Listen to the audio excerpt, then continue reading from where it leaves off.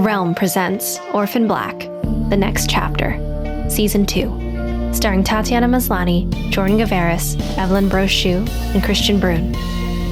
Episode 2.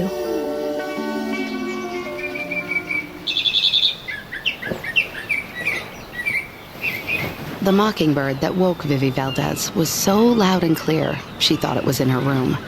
Her eyes searched for it in the dawn light before she realized the massive floor-to-ceiling window held no glass.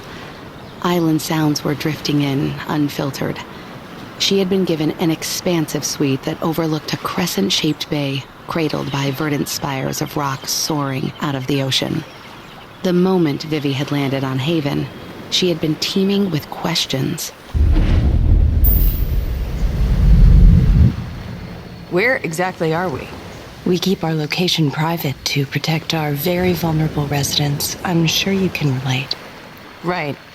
All this privacy's got me curious. Can you tell me a little about this position? Sure, but you must be famished. Let's take care of that first, talk business later. They sat down to a dinner prepared by her 3 Michelin star chef, Mathieu. Vivi was about to resume her questioning when Blythe suddenly had to leave for a work emergency. It seemed she was dodging her. Vivi wouldn't let that happen today. Rising from her king-sized bed, Vivi drew a bath in the freestanding stone tub. She added forest lichen essential oil from the complimentary full-spectrum healing kit purported to cure eczema, menstrual pain, and adrenal fatigue. She had found it next to a list of activities she could enjoy on Haven: yoga, meditation, bee venom facials, and herbal vaginal steams. None of that shit remotely interested her. Oils were wild enough. This was Vivi's first taste of Tethys, Blythe's wildly successful lifestyle brand. It boasted luxury products, wellness courses, and a new age philosophy seeking to cure any somatic or spiritual ailment.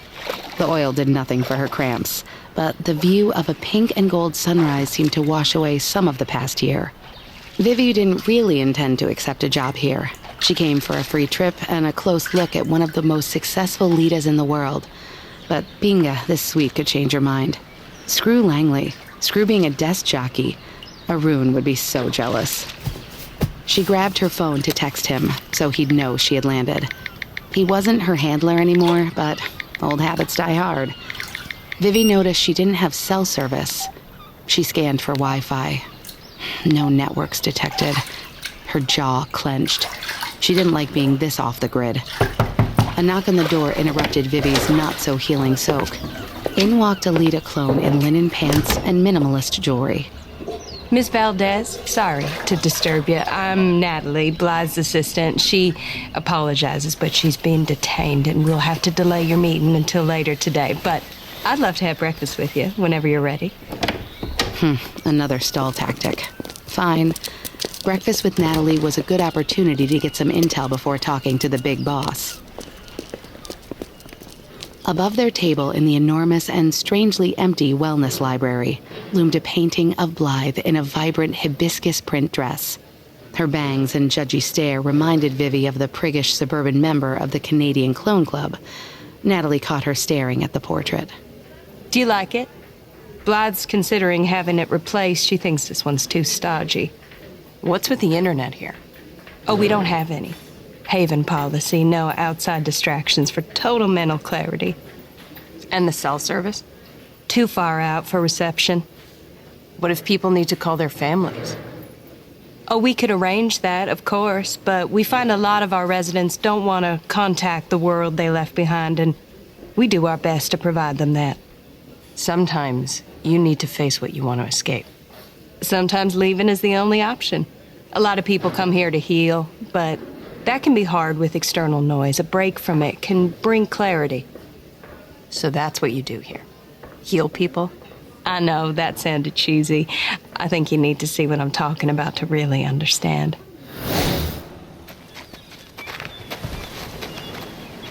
The assistant took Vivi down to the beach, where turquoise water lapped at white sand. Stopping to gaze out at the horizon, Natalie took a deep breath and exhaled. Before I came here, my mind was full of noise, especially after the exposure. I was unfocused, clenched, but when Blythe convinced me to move, I realized the noise wasn't my own. It was from all around me, the news, people, the city. Now, this is my mind. Natalie waved her hand at the beach, and Vivi had to admit it was soothing. No sirens, no pings from notifications, no jerks to yell at on the road. They passed a group of people meditating on yoga mats. A clone sat among them, relaxed and slightly tanned. Vivi thought about the pissing rain she had left behind in Langley. Shit, these people had it good. Natalie continued down the beach. On a cliff top, Vivi noticed a group practicing palm heel strikes and techniques for escaping bear hugs. It was a basic but essential self-defense class. Why were they teaching ear slaps in Blythe's utopia? Got a problem with muggers on the island? They're training in case anyone does them harm off the island. Plus, it's just good exercise. The words came out of Natalie like a Blythe regurgitation. It was creepy, but Vivi was relieved to hear that people did leave the island. And with anti-clone sentiment on the rise, self-defense could come in handy. They continued onto a well-worn path leading into a tangled forest scented by wild guava. It led to a beautifully crafted wooden gate. On the other side sat a smattering of bungalows around a kidney-shaped pool. People were lounging, reading, and chatting over meals. Natalie led her inside. Vivi watched a woman carrying a pile of blankets. These people all work for Blythe? No, many are clones seeking asylum after the exposure. Others are allies here to support. Janice, got the pictures? Vivi watched as the woman with the blankets disappeared into a bungalow with shuttered windows. Janice followed with 2 pitchers of what looked like iced tea. Natalie noticed Vivi's gaze. Oh, they're starting a dark therapy session. Ominous. Meditation's easier without light or noise. Taoists use it in caves to reach a higher state of mind. Whatever's in those pictures probably helps too, am I right? Oh, that's just chamomile tea. We don't use psychedelics. The real high comes from the dark. It clears your mind, helps you surrender your ego, and heal your heart. Vivi eyed the bungalow. To her, sitting in the dark was a form of torture. Sensory deprivation had been used in the War on Terror. It was fast and left no marks. Soundproof dark rooms could cause psychotic breakdowns in as little as 2 days. Though looking around, Natalie and her fellow Havenites didn't seem psychotic. Not in a ranting, hallucinating way. And everyone has to do it? No, it's optional, but I chose to. After all the noise in my head quieted, strange thoughts got louder. Doubts about who I was, what I was, everyone I had known. I was stuck in uncertainty and needed a way to sort things out. I meditated in the dark for 8 days. Memories came back, trips to clinics as a kid, arguments between my parents. I realized they had known what I was and never told me. Painful, but no one was reaffirming. It was clear, leaving everything behind, including their deception, and coming here was the right thing to do. Then, my healing truly began. But my situation was simple compared to others with rougher pasts. So what do you do for those people? Can't imagine sitting in the dark is easy for them. Natalie led Vivi around the pool, where people were doing water physiotherapy. A short distance away, a stanchion roped off a cabana. Inside, Vivi spotted a clone talking emphatically to someone calmly listening. The Lita had a violet bruise across her cheek. We have trained psychotherapists and medical doctors here for anyone who needs them. A lot of us show up in bad shape, mentally and physically, or we simply can't afford proper care back home. And here it's free?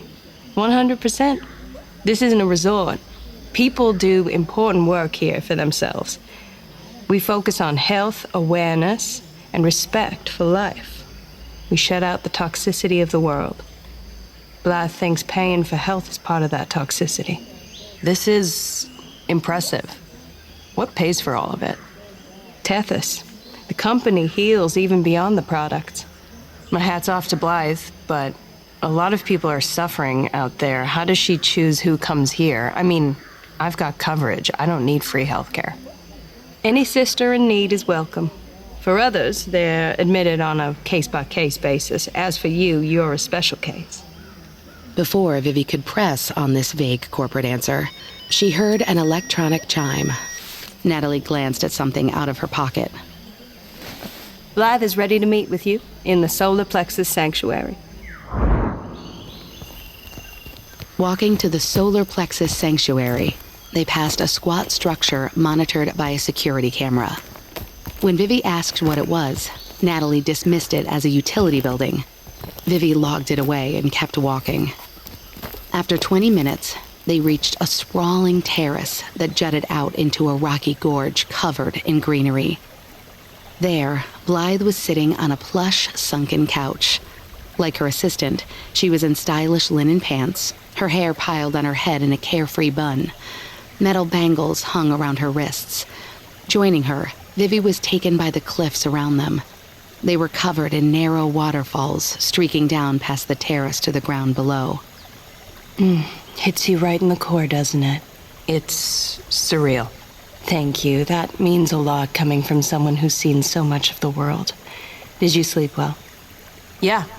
Haven't slept like that in years, actually. You know, I just got back from the States, a work trip. I can't sleep there either, especially after everything went public. The whole time I just look at the clock and think about flying home. If this was my home, I'd do that too. Well, that is what I'm offering, Vivi. Haven is a home for you and any sister that wants a whole, healthy life. No clone is alone. Sister? Vivi didn't much like the term. It implied a connection that none of them really had. It was kind of a load of bullshit. Like the Canadian Clone Club's word for each other, sestra. That irritated the hell out of her. But Blythe wasn't fazed by her skepticism. We prefer that word. Clone feels reductive. It strengthens the prevailing narrative that we're just lab experiments or deviations, maladjusted people on the fringes. The media jumps all over it, and that misguided group in Toronto contributes to that narrative. The hiding, the secrecy. Yes, one of them flaunts her life on a reality show, but it's a grotesque spectacle monopolizing on her nature. Unhealthy. And that book, all that info made public just gives critics and bigots more ammo. No wonder so many sisters feel lost, confused, and unsafe. So Blythe wasn't on board with the Canuck clones either. Vivi wondered if Blythe would welcome any of them to the island with open arms. Natalie floated over with 2 champagne flutes of gray-green liquid. Vivi sipped and cringed. It was like slurping chalk and grass. Blythe noticed. Natalie, we're not in the mood for full-spectrum tonics. How about cervezas? Her assistant floated away. So, you want me to live on this island? That's why you flew me out? I want you as chief of security on Haven. You'll be my bodyguard as needed, of course, but the real job is making everyone safer. Defending against the growing anti-us sentiment. Whether it reaches this island or impacts those who leave it, we can't all stay here forever. People will need to go back into the world again. I just want them to be prepared. You saw your people running basic drills. Good start, but it'll do nothing against the real threat. Tracking us, using our genome, discrimination barring us from regular lives, that's the real fight. I agree. I've been pushing federal protective laws for us, but the process is slow and fraught with concerns around making us a protected class. And even if I do get laws passed in North America, our sisters are in dozens of countries. It'll do nothing for them. It's every clone for themselves. No, it's us against them, until we're recognized and protected. But that could take years, and many have already suffered too many blows. Sure, self-defense training won't change the world for these sisters, but sitting here feeling defenseless won't give them the confidence to go back out and fight for what we need either. And I'm the right person to give them that confidence? Vivi, there's no one better suited. You could make a difference. Your expertise, experience with other sisters, your current employer's misuse of your talents. I think you'd be not only an asset here, but more fulfilled on a personal level. Vivi hung on Blythe's words. There was truth in what she was saying. They could all wither or get beaten down while awaiting legal recognition and protection. Maybe there was value in joining Blythe. It wasn't as if Langley was putting her to good use anymore. Natalie returned with drinks, Vivi's favorite brand of Cuban beer. Her hackles started rising again. Geez, you know a lot about me. I've amassed a sizable database on our sisters. If someone's in trouble, I want to know, so I can offer them a home. I thought, if the world wants to claim we don't belong, I'll create a place where we do. Just under 40 of us have joined me here. And what's the end game for this place? If we can't go back out into the world with real legal protections, what happens to everyone squatting on this island? It was an ultra-direct question. Vivi wanted an ultra-direct answer. She sized up Blythe, who didn't flinch, but took her time to respond. Straight talk? I don't know. But everyone is welcome to stay or go, whether we have protections or not. I'll keep Haven going for as long as anyone needs it. Vivi hid behind her beer. Was Blythe on the level? She seemed pretty calculating as far as Vivi could tell. Building a luxury retreat was a great way to lure people in. Claiming to offer full psychological support wasn't bad either. But she also had random buildings with vague functions on the island, and training these women in combat to boost their confidence was also suspect. It didn't add up. What was she after here? Blythe must have seen hesitation in Vivi's face. Why not stay a few days? No, stay as long as you like. Enjoy the island, get to know the community, and think it over. If you decide it's not for you, no harm done. This offer was just what Vivi needed. She wasn't entertaining the job. She wanted to figure out what was going on here, and Blythe had just given her that opportunity.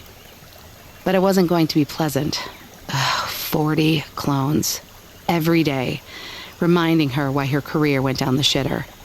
And the community. The word was alien to Vivi. Her family had evaporated with her parents' death. She wasn't tight with anyone at work. Her relationship with Arun hadn't been the same since she was pulled from the field, since it was revealed she was a clone. There had been fewer late-night beers and laughs over crazy stories, even fewer stupid memes between them. That last awkward conversation before she left DC hadn't helped. Maybe he had never felt the way she did. Or maybe knowing what she was changed everything. Fuck it. She decided she would enjoy some free drinks and massages. Try to suss out what was going on here, then decline the offer. Hell, she might even get crazy and try a vaginal steam. Alrighty, close your eyes please, Miss Niehaus, and I'll remove your liner. Oh, it's okay. Leave the liner. Well, I was told to remove it. By who? Karen, on your team. Kasima rolled her eyes. It was the PR company. Her agent, Benny Brewster, hired the firm to help redirect the narrative in their favor. But the glossy, rigid interview coaching, which Cos did not intend to adhere to, was pure torture. Now they wanted to change her face? No fucking way.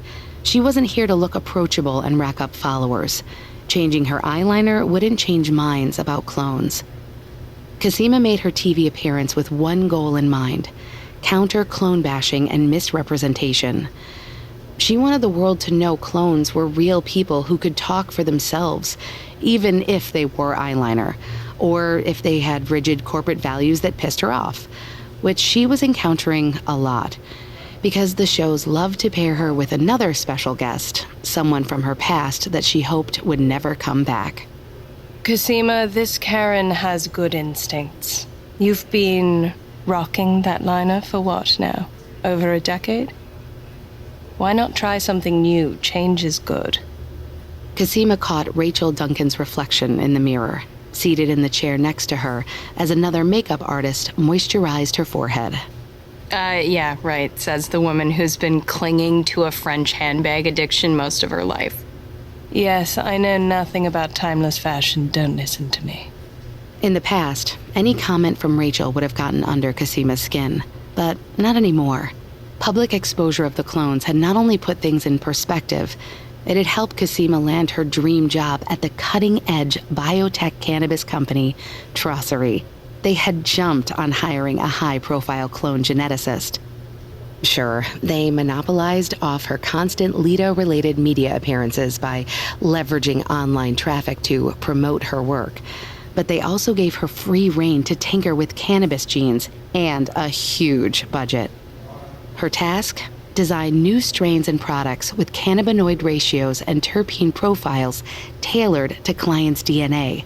Goodbye panic attacks, inconsistent highs, and ineffective medical marijuana. Hello specialized and safe formulations based on individual genotype and epigenetic expression. She was paving the way for genetically personalized weed. You're a freaking pioneer, Kasima House, so forget Rachel, go out there, answer some stupid questions, and get back to formulating the dopest weed known to humankind. She flashed the makeup artist her best I'm in charge face. The liner stays, just moisturize between the eyebrows, please. Usually, after they were labbed up and waiting on set, Kasima and Rachel actively ignored each other. When the cameras were on, they slid into Viper mode, ready to dart, lunge, and bite if needed. And usually, the conversations focused on the clone experience, working at Dyad, and the future of technology. Stuff they'd naturally disagree on, which produced ratings. People loved a good clone fight. But Kaz could rest easy today.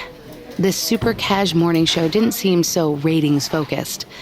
The host, Mira J. Cliffer, was practically singing as she passed them mimosas. Miss Duncan, Miss Niehaus, welcome. I know it's 7 a.m., but this is how we do here on Mira in the Morning. I drink, you drink, we have a good time. So kick back, relax, and we'll roll in a jiffy. Rachel took a whiff of her drink as Mira moved off to confer with her producer. Mimosas with sparkling wine, well, this is a new low. Yeah, I was getting used to the primetime shows, too. I can't wait to talk clone skincare regimens with a former soap star. At least I'm getting buzzed. At least I'm getting paid triple. Rachel threw back her mimosa, grabbed another. She was raking it in as a clone pundit. They probably paid her extra to oppose everything Kasima said. It made sense. Rachel was built for this. She was always groomed and sociopathically cool in any insane circumstance. What was more insane than American television? 10 minutes later, Kasima would discover the answer to that was clone television. Mira J. didn't start with brunch chat and a touching montage of their lives. The segment kicked off with cell phone footage of a clone at Helena's book signing. Alita was screaming about secret vaccinations carried out by Kasima and Delphine almost 9 years earlier. The clip paused just as the clone whipped a book at Helena's scowling face. Both Rachel and Kasima clutched their mimosas in shock. They had heard about the attack, but neither had actually seen it. Mira stared down the barrel of the camera. Clones. They're popping up all over the world. We've heard about their childhoods, the shock they suffered learning their genetic identicals. One even has a hit lifestyle show that lets us in on her day-to-day. Now, a new narrative is emerging in the clone saga. One focused on honesty, ethics, and consent. Kasima's eyes narrowed. She'd only agreed to do Mira in the Morning because she figured they'd teach her how to make a paleo lasagna, not pull some lame-ass gotcha. If she had known Mira was going to get this dramatic at the crack of dawn, she wouldn't have gotten out of bed. Dr. Kasima Niehaus, though you're currently bioengineering marijuana for Trossery, you've been working in genetics for a long time. Correct. And your wife, Delphine Cormier, was formerly an ethical consultant for the Canadian government. Sounds like a power couple to me. Thanks. The recently published book, Orphan Black, claims you and your wife traveled the world to vaccinate more than 270 clones. Yes, we developed a vaccine to fight a terminal disease unique to our genetics. It cured me. I was weeks away from death. Yes, an impressive scientific feat. But some clones don't approve of the way you did this. They take issue with the fact that you didn't disclose the nature of their illness, details about the vaccine, or the fact that they were clones. That was a conscious decision based on resources. Time was of the essence. Right. Vaccinating almost 300 women can't be easy. But what about the years since? You didn't even approach these women with any details about their nature. It didn't feel right to drop that bomb on them. If I were in their shoes, I'd say having that bomb dropped on them publicly didn't feel right either. She was going for blood. Kasima noticed Mira J. wasn't drinking and wished she hadn't finished her mimosa. She sat a little straighter, trying to diffuse the fog from the booze. I agree, but that wasn't in my control. The source who sent the original clone documentation to journalists 8 months ago has not been identified, but numerous Leda women are pointing at you. You and your wife had detailed knowledge about your genetics and personal information about all the clones. We didn't tell the press, I assure you. Your wife was an ethicist. Didn't it ever cross your mind that, ethically, these women deserve to know who they really are? To know they were receiving an experimental treatment? Didn't you feel guilt? The guilt. Kasima hadn't allowed it to drift into her mind for years, and no one had broached it in any other interview. She searched for a canned PR response to shift the conversation, but all the bridge and reframe techniques had been deleted from her brain. All she could think about were the numerous arguments she and Delphine had as they vaccinated the Ledas around the globe. Would they tell them or wouldn't they? Mouth open, she hung on the question for what felt like an eternity. Mira looked to Rachel, trying to prompt a response, but Rachel just stared back blankly, dragging out an awkward silence. Normally, they'd already be in an argument at this point in a show, but for some reason, Kasima's old adversary had taken a back seat. Mira pursed her lips. This wasn't the hot TV drama she'd been hoping for. Miss Duncan, what are your views on the ethics around vaccination?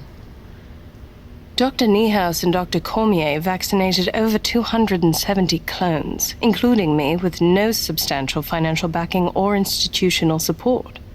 If we are talking ethics and best practices, these women would have needed psychological help after being made self-aware about their nature. Arranging for that would have delayed saving their lives and possibly led to dozens of deaths. Would that have been preferable? Rachel smiled at Mira J., who, frighteningly, mirrored back the exact same smile. No, preservation of human life is important, but they had 8 years to put together some sort of plan to tell these women.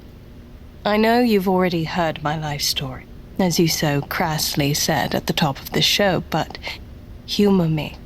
I was made self-aware of my nature the day I was born. The scientists that created me also raised me. I worked for Dyad, the corporation that ran the Leda program. I had respect and rank. I was given all the details about the clones, including the fact that we would likely die from a genetic illness. I was actively looking for a cure. Throughout this, I had the best psychological support available. Did I thrive knowing I was a clone? I thought so.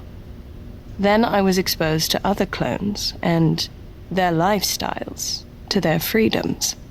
Were you imprisoned at Dyad? Not physically. I could come and go.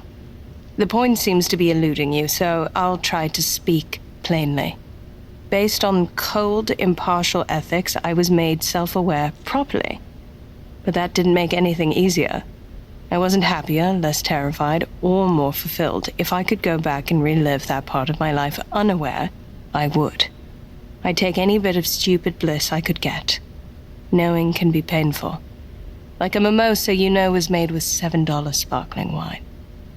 Rachel put down her mimosa, stood up, took off her mic, and flicked her eyes at Kasima to do the same. In the green room, Kasima silently gathered their things and walked out to the parking lot with her rival. Standing there, she didn't know what to say. It wasn't like Rachel to save her ass. It also wasn't like Rachel to be the sensational one. It was tacky. That woman thought we'd be her ticket to primetime programming. If she wants to use my face as a stepping stone on television, she'll have to spring for a real bottle of wine. Here's my car. Take Karen's advice and lose the lineup. Maybe rethink the dreads, too. Watching her leave the lot, Kasima realized she didn't mind Rachel's cold bitch flexing. The world had become so inhospitable in the last 9 months. It was actually comforting. It was familiar. Being a media punching bag was not. Under the moon, Vivi wandered back to the bungalow complex to look for anything that would tell her what, if anything, Blythe was really up to. She explored the dark, quiet buildings and found another courtyard. It was lined with open-air structures, housing classrooms, art studios, and a large communal kitchen. Nothing looked suspicious, except for the ancient limestone statues throughout the square. Vivi wasn't sure if they were native to the island or if they had been lifted from Mayan ruins, like a miniature Elgin marbles situation. At the back of the courtyard sat a high fence holding a heavy gate large enough for vehicles. She paced up to it. There was an electronic keypad on the gate.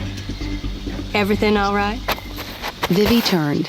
Blythe's assistant was standing in the entrance to the kitchen, holding an apple. So, Vivi was being watched 24/7. Couldn't sleep. Me neither. Got a midnight snack. What's through that gate?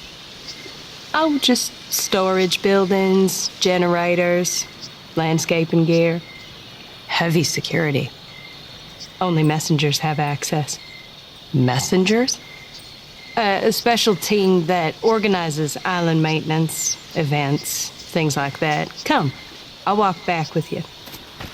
As they walked, the new words echoed in Vivi's mind. Messengers. What were they? Constant babbling echoed in Delphine's mind. Charlotte had been blasting the TV in the living room for 40 minutes, and it was setting her teeth on edge. Charlotte, turn that down, s'il te plaît. She pulled a tray of cannelés out of the oven. She couldn't get even a bit drunk off the tiny pastries. The rum in them burned off in the baking process. And she couldn't get drunk off the financiers, or the creme brulees, or the strawberry eclairs her stress-baked frenzy had produced. Merde, she needed a good bottle of Bordeaux to drown out the past 2 days. Cosima's Mira J incident had caused a hail of criticism about Delphine's past decisions. The clamor online, on TV, and in her inbox was maddening. Old colleagues were unfriending her left, right, and center. One had even published a long op-ed claiming her wishy-washy mediation skills created conflict between them. A stem cell clinic she had briefly worked for issued a statement that they were redrafting all internal policies she had reviewed. Then there were the memes. Mon Dieu, the fucking memes. Pictures of her and Kasima with dumb grins, backs turned to things like mushroom clouds or barrels of waste being dumped into a river. But the things that really got to her was the tiny voice inside saying, maybe the criticism was correct.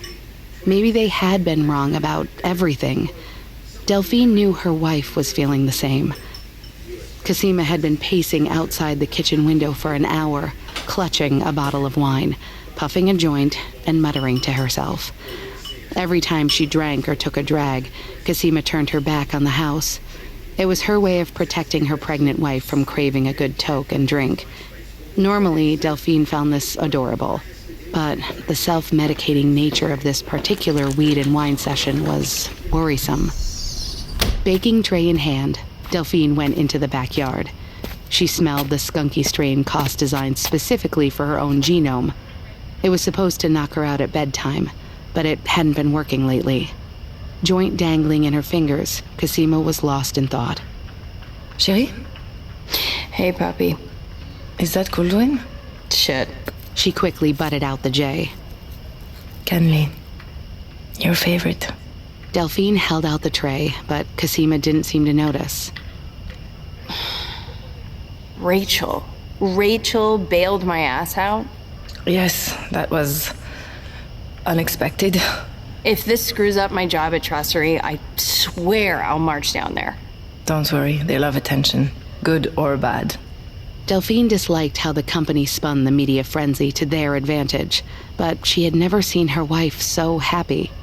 With the exception of the past few days, Kasima had been in an awesome workflow, living and breathing those 10 beautiful cannabis chromosomes, literally.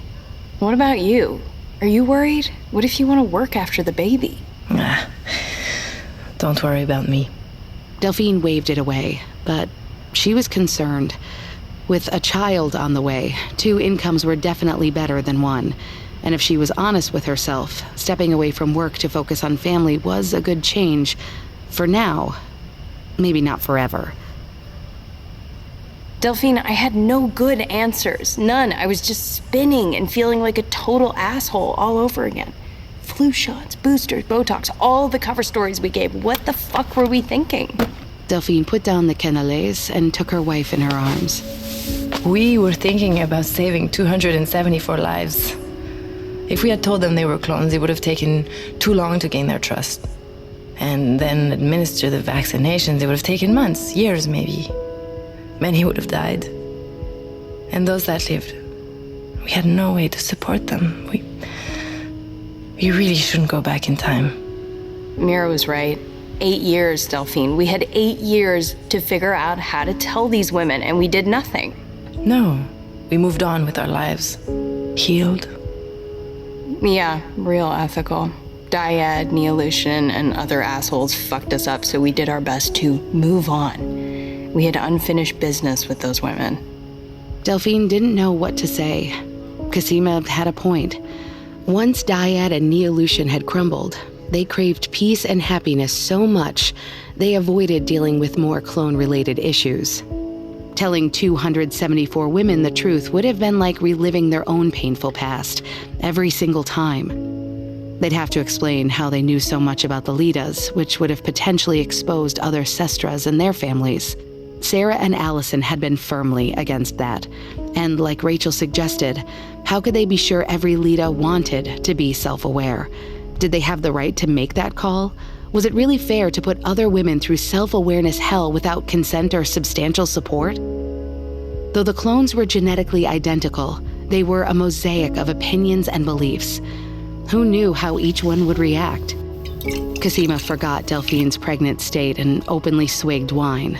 If we had dealt with that unfinished business, Charlotte wouldn't have gone, "Hey world, guess what? There's a bunch of clones lurking around. Deal with it." Shh. She's in the living room. Like, did we do this? Did we help raise a kid who thinks it's ethically okay to put hundreds of lives at risk? You think because we vaccinated those women secretly, Charlotte thought she could expose them without consent?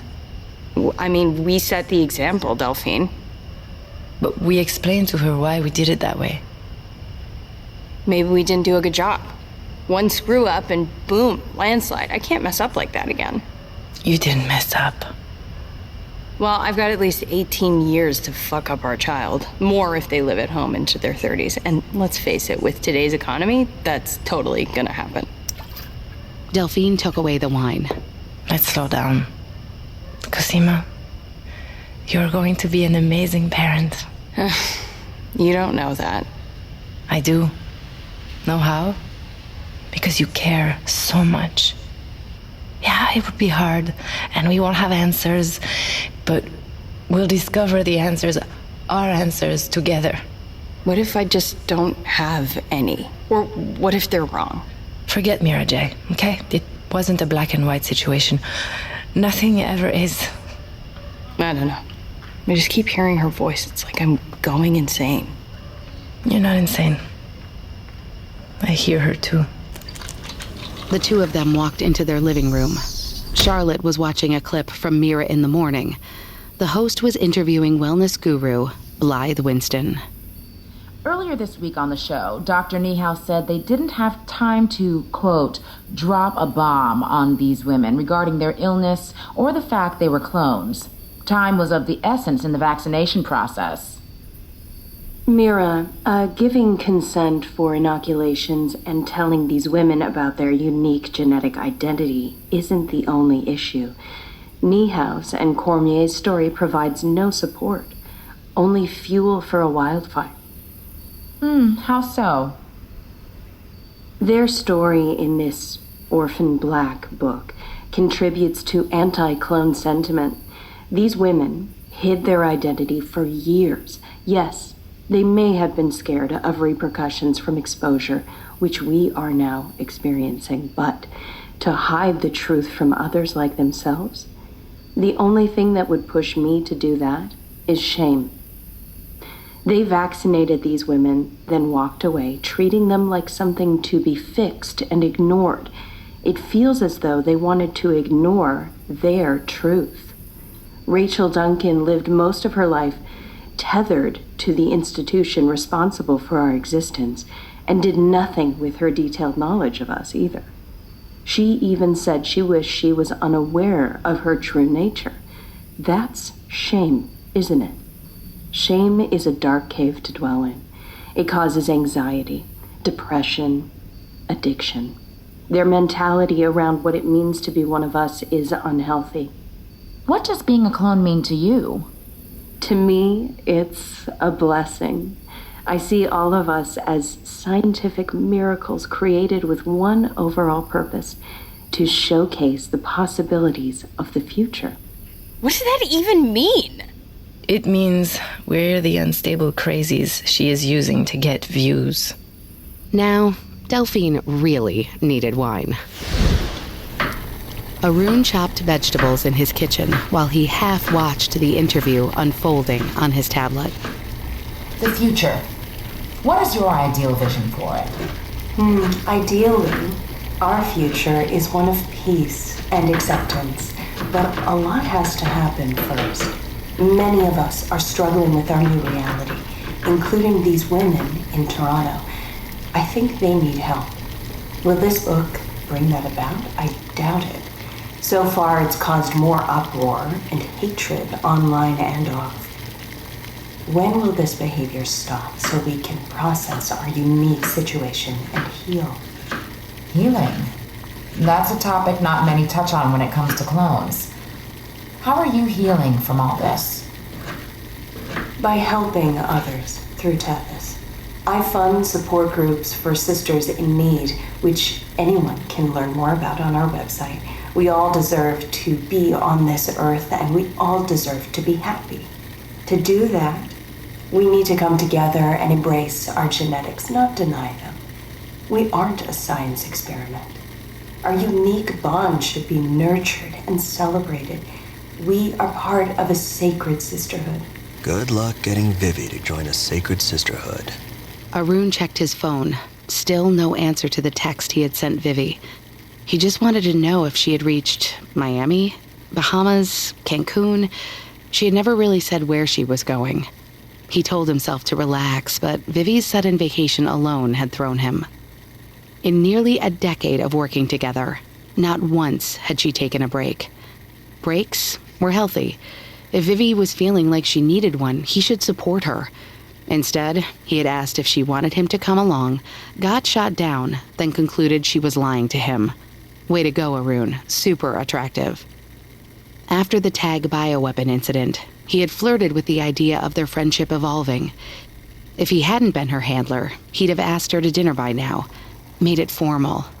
She was the only one that got his warped sense of humor. She could finish his sentences, and still she never failed to surprise him. With all the layered deceptions and half-truths that came along with the job, she was the only person that felt genuine. And shit, he loved her crooked nose and the way she laughed, especially at his jokes. But he didn't want to push it. Vivi had been through a lot. They had been through a lot.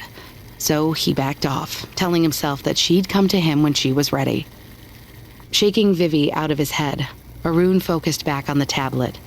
Mira J. was empathizing with Blythe's sermon. It must be hard to nurture and celebrate with the world watching, making judgment calls. It is a challenge. Every day we are demeaned, attacked.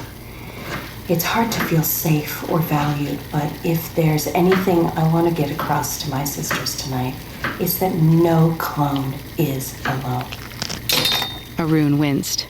The knife slipped mid-chop and bit his finger. No clone is alone. That had come out of Vivi's mouth only 48 hours ago. No way in hell was she on vacation. Jesus, Vivi. What are you up to?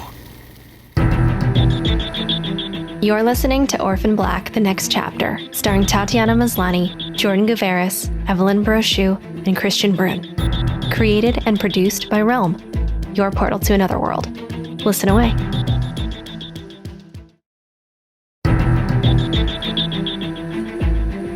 Orphan Black, the next chapter, Season 2, is executive produced by Tatiana Maslany and stars Tatiana Maslany, Jordan Gavaris, Evelyne Brochu, and Kristian Bruun. Based on the television series Orphan Black, produced by Boat Rocker Studios. Written by Malka Older, Madeline Ashby, Heli Kennedy, E.C. Myers, and Lindsay Smith, and produced by Marco Palmieri and Haley Wagreich. Associate produced by Nicole Otto and Diana Foe.